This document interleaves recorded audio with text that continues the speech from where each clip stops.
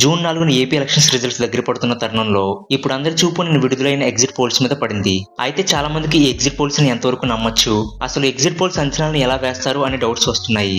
So ఇప్పుడు exit polls ని ఎలా చెప్తారో తెలుసుకుందాం. తెలుసుకోవడానికి పెద్దగా ఏమీ లేదు, దానికి సమాధానం పేరులోనే ఉంది, ఎగ్జిట్ మరియు పోలింగ్ అని.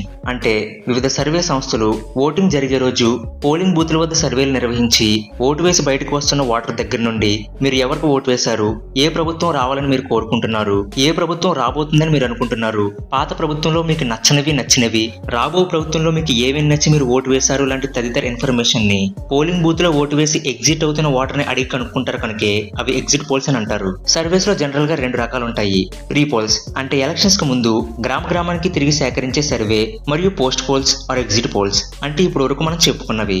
అయితే ఎగ్జిట్ పోల్స్ ని ఎంతవరకు నమ్మొచ్చు అని అడిగితే 100లో 60% వరకు ఎగ్జిట్ పోల్స్ ని నమ్మొచ్చు.